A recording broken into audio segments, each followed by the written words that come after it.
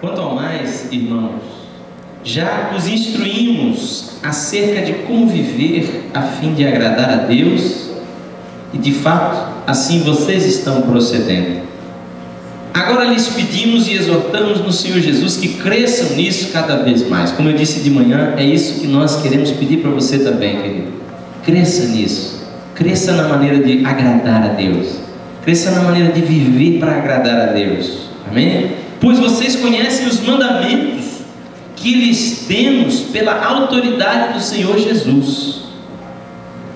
A vontade de Deus é que vocês sejam santificados. Amém? Vamos dizer juntos isso? A vontade de Deus é que vocês sejam santificados. Então vamos dizer agora nós, né? A vontade de Deus é que nós sejamos santificados. E aí ele diz: abstenham-se da imoralidade sexual. Cada um saiba controlar o seu próprio corpo de maneira santa e honrosa, não dominados pela paixão de desejos desenfreados, como os pagãos que desconhecem a Deus. Neste assunto, ninguém prejudique seu irmão, nem dele se aproveite. O Senhor castigará todas essas práticas, como já lhes dissemos e asseguramos. Porque Deus não nos chamou para a impureza. Diga comigo: Deus não nos chamou para a impureza, mas para a santidade. Portanto, aquele que rejeita estas coisas não está rejeitando o homem, mas a Deus, que lhes dá o seu Espírito. Amém?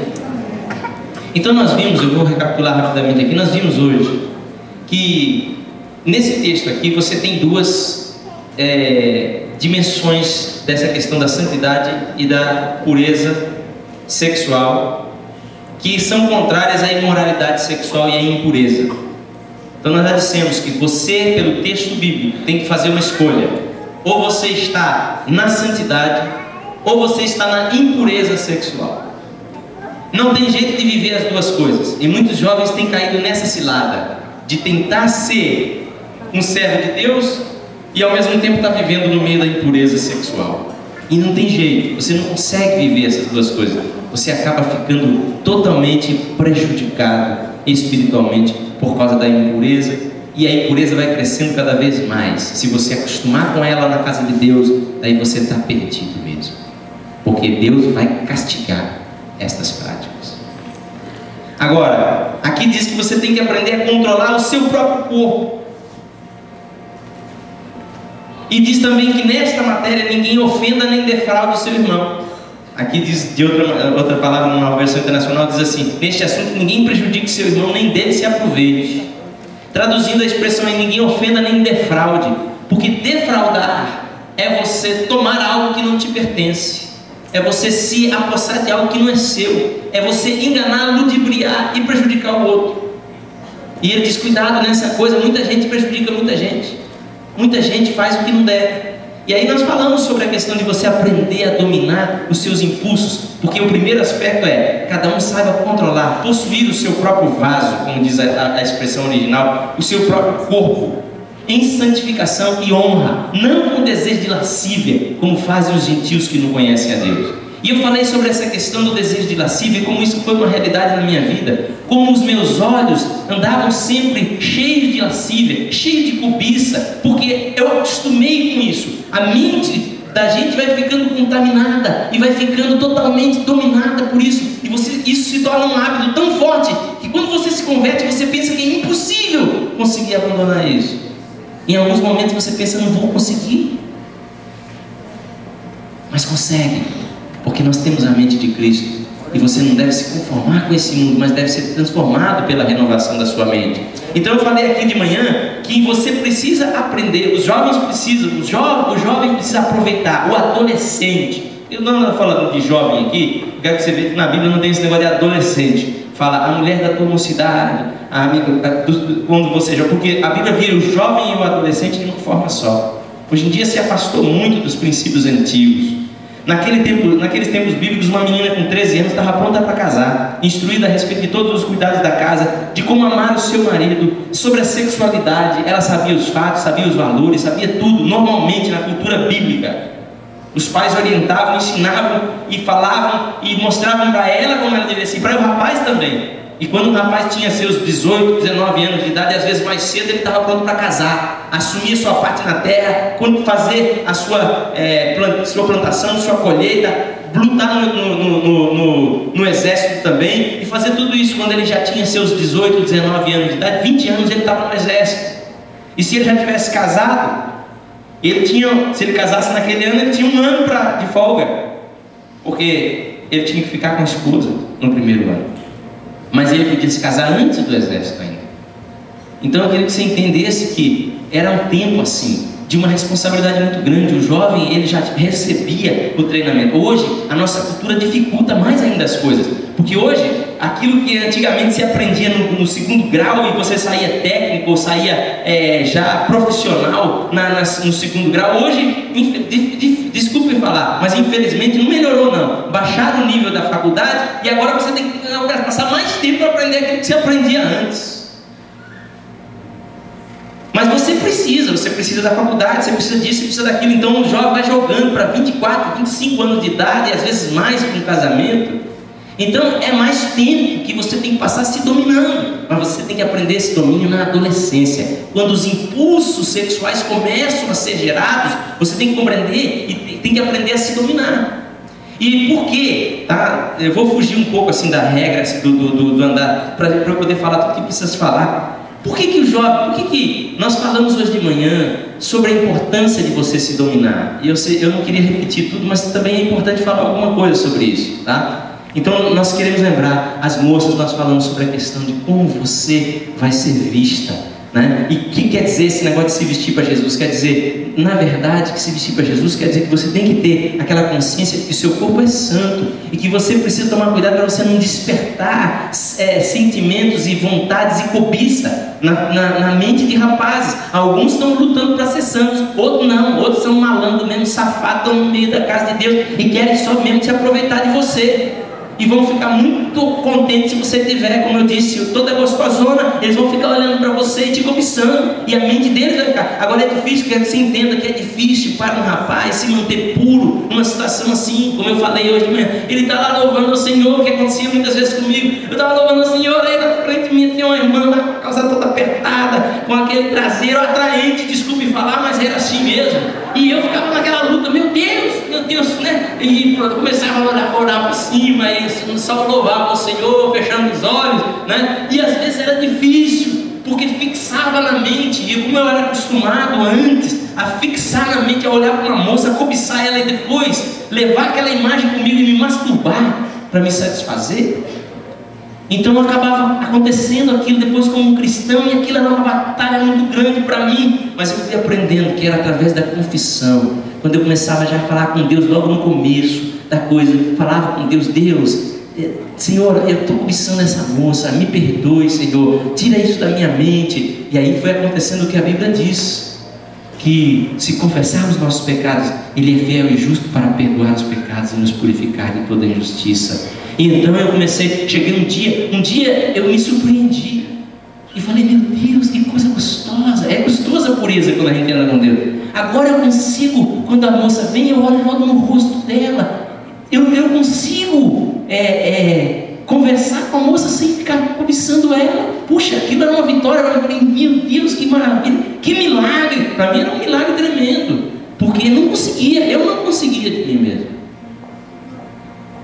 E na verdade, não sei, cada um tem a sua forma de formar os seus hábitos pecaminosos, mas a gente cresce formando hábito pecaminoso desde menino, desde pequenininho, e as meninas também. Então tem muita coisa que você tem que entender. Por que você precisa se guardar? Por que você precisa se guardar?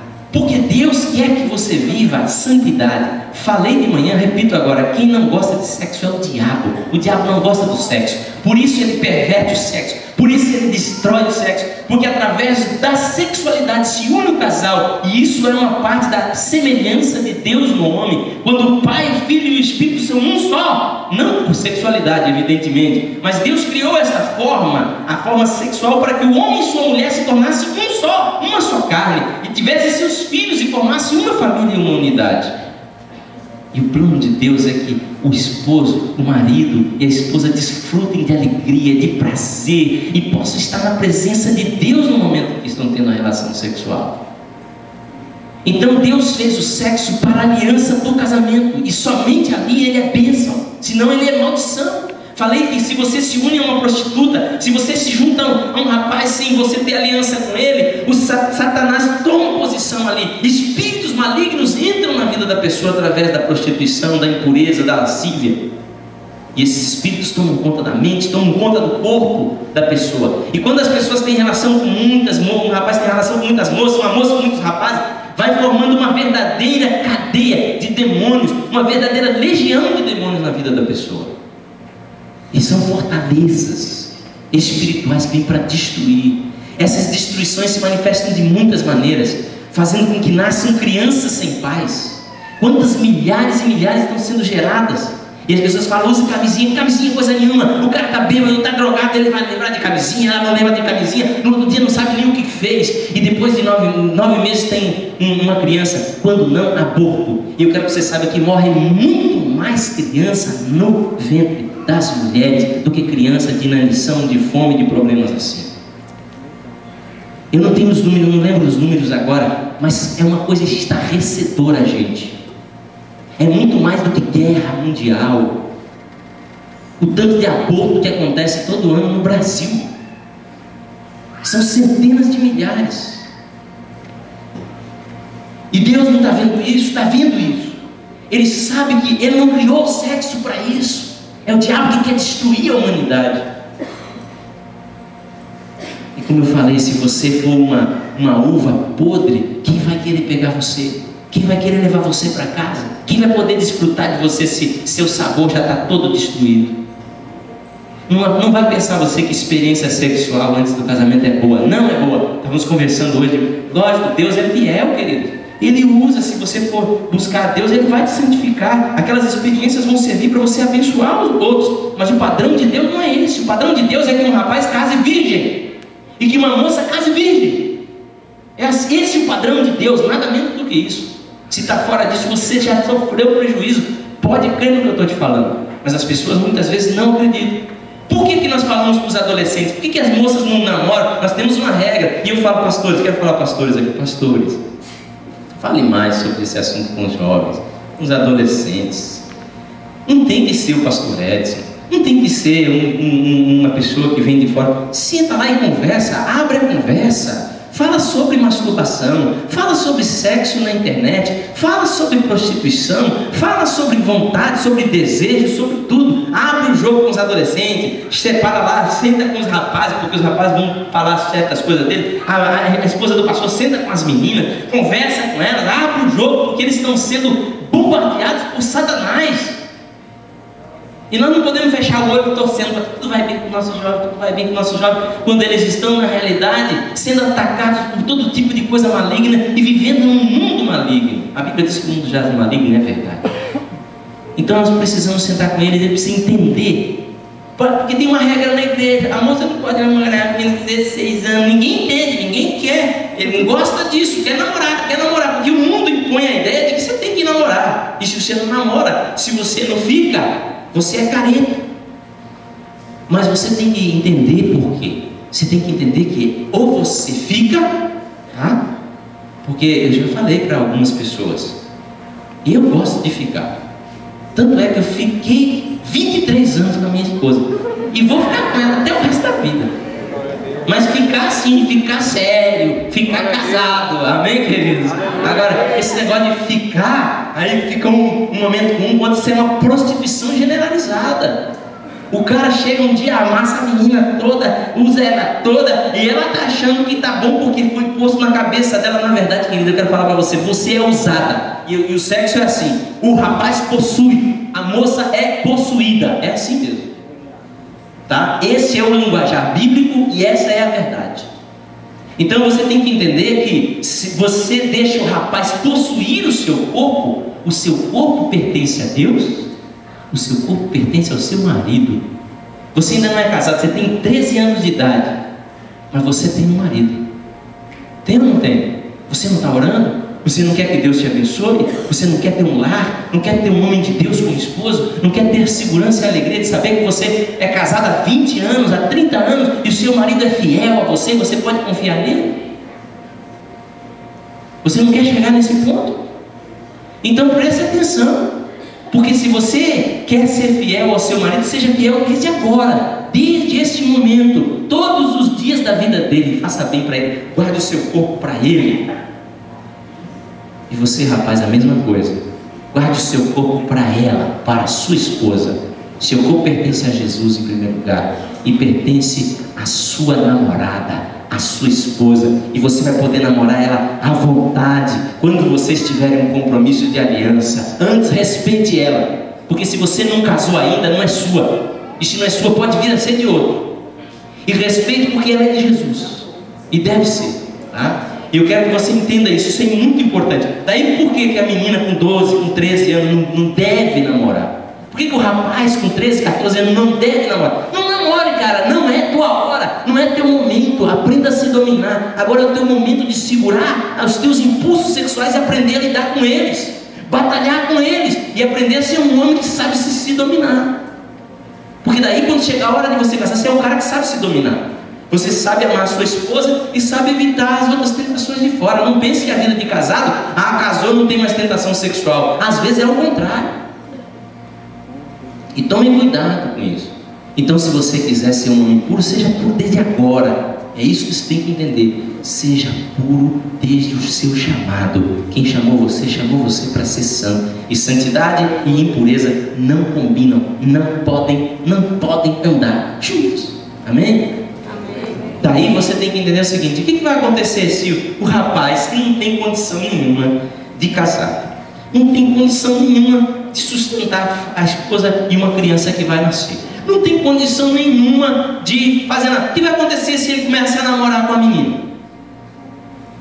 Mas eles vão namorar um namoro santo, pastor. Sim, mas esse namoro santo dele é 1 ano, 2 anos, 3 anos, 4 anos, 5 anos, 10 anos. E aí? Entendeu? Vai ficando apertado o negócio, ele vai ficando com vontade de dar uns amassos, vai ficando com vontade de dar uns agarros, e chega as oportunidades, e chega as horas e ele não vai aguentando, e ela não vai aguentando e pronto. Daqui a pouco, porque quanto mais imaturidade tem, mais difícil é. Então você tem que entender o seguinte: é ofensivo para você dizer assim, você é imaturo? Aprende uma coisa, eu aprendi isso, meu irmão me falou uma vez, disse assim: quando você não se ofender mais quando chamarem você de criança, é porque você é um cara adulto. E hoje eu me vejo muitas vezes, eu falo assim: meu Deus, eu sou como uma criança em muitas coisas. Então não tem problema de dizer: ainda estou buscando a maturidade em Cristo Jesus. Você também não precisa ter medo disso. Mais maduro você será se você entender a sua imaturidade. E entender que você está numa situação, especialmente quem está aí na faixa dos 12, 13 anos, até os 16, 17, você está numa fase de formação, de mudança, de bombardeio de hormônios, de adaptação orgânica. A mente está mudando, as glândulas até do cérebro, até o hipotálamo, todas as glândulas do corpo estão tendo modificações. Às vezes você tem sensações, você agora quer experimentar coisas novas, você não se contenta mais com qualquer coisa. Tudo isso está ali ebulindo, como se fosse uma água fervendo dentro de você, e a sexualidade está junto com esse negócio, e está crescendo aquela vontade, aquele desejo, né, em você. Agora Deus fez isso para quê? Para você ir aprendendo a se dominar e controlar essas coisas, para saber canalizar o seu amor, a sua sexualidade dentro de um casamento. E a Bíblia diz: melhor casado que viver abrasado. Isso não quer dizer que tem que casar correndo porque tá com problemas. Não, tem que aprender a se dominar, sim. Mas o jovem crente tem que ter o propósito de se casar o mais breve possível na sua vida. Por isso que ele tem que ser sério no que ele já pretende fazer. Ele tem que pensar, trabalhar pensando em ter recursos, não tem condições, para ele poder dizer para a menina: você quer casar comigo? E aí, poder assumir isso. Chegar para o pai da moça, lá na igreja, e dizer: olha, seu fulano, eu gosto da sua filha, queria casar com sua filha. Chegar para o pastor e dizer: pastor, eu estou gostando muito da fulana e eu queria casar com ela. E você poder fazer isso. Então, por que a gente falou? A gente estabeleceu uma regrinha assim para ajudar os pais, ajudar a igreja. Mas não é uma coisa assim que isso aí existe para castigar você. Não é, entendeu? As moças têm que namorar depois dos 16. Porque depois dos 16 ela vai namorar 1, 2, 3 anos. Se precisar, casa então. Entendeu? O rapaz é mais complicado ainda. A gente falou: olha, tem que namorar, você tem que ter condição de sustentar a família. Tudo bem, não precisa ter toda a condição quando começa a namorar, mas você tem que estar no caminho. Senão, quantos anos você pretende namorar? E a gente sabe que, no tempo que nós estamos, namorar tempo demais é prejudicial, porque você vai ficar sofrendo tormento na carne. Você vai ficar querendo. E quanto mais você se aproxima, mais difícil. Principalmente se você tiver, vou falar, se você, rapaz, que venhamos entre nós, tá? Desculpa que vocês me permitam falar algumas coisas assim, tem que abrir o jogo.